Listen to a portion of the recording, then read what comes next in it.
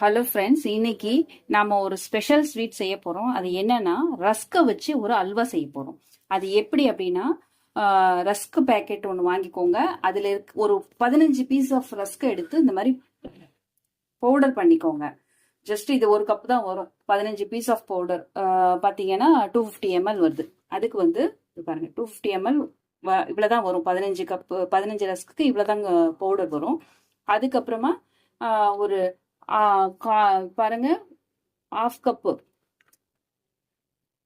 125 ml வந்து sugar. அதுக்கப்புறம் முந்திரி. நான் வந்து கொஞ்சம் ஸ்பெஷலா இருக்கணும் அப்படிங்கிறதுக்காக பாதாம், சர்க்கரை, ஏலக்காவை பொடி பண்ணி வச்சிருக்கேன். இது தேவையான பொருள் இவ்வளவுதான். இது வேகிறதுக்கு வந்து ஜஸ்ட் ஒரு பால் கொஞ்சமும் தண்ணி கொஞ்சமும் தான் வேணும். இப்போ எப்படி செய்யலான்றத சொல்றேன். இப்போ நெய் போட்டாச்சு. 2 ஸ்பூன் நெய் விட்டுருக்கேன். இதுல வந்து நான் உடைச்சி வச்ச முந்திரியை போடுறேன். இதை நல்லா வறுத்துட்டு, இந்த மாதிரி நல்லா ரெட்டிஷா வறுத்துட்டு, இது பாருங்க, வறுத்துட்டு இதே நெய்லேயே அப்படியே வந்து நம்ம அந்த ரஸ்க்கு போட்டுறோம்.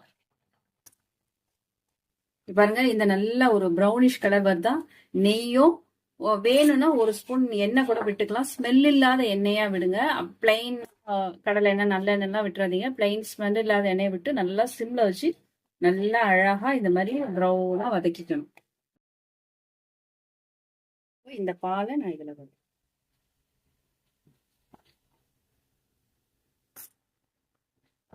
இப்போ 2 கப் பால் விட்டுருக்கேன்.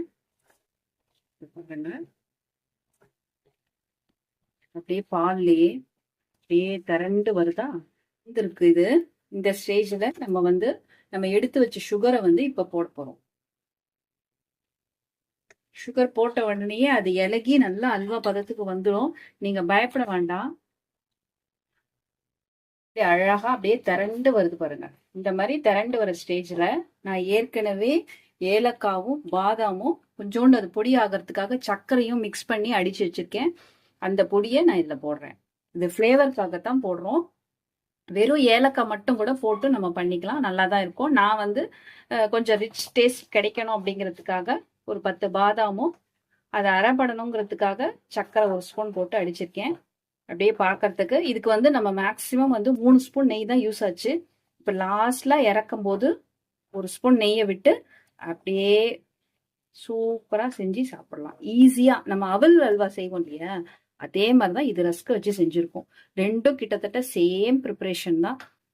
நல்ல டேஸ்டா இருக்கும். ரஸ்க்ல ஆல்ரெடி வந்து ஒரு ஸ்வீட்னஸ் இருக்குங்கிறதுனால நான் 1 கப்பு போட்டேன். ரொம்ப ஸ்வீட் பிரியப்படுறவங்க 2 கப்பு சுகர் கூட போட்டுக்கலாம், ஒன்றும் தப்பு இல்லை. நீங்களும் ட்ரை பண்ணி பாருங்க ஃப்ரெண்ட்ஸ். தேங்க்யூ.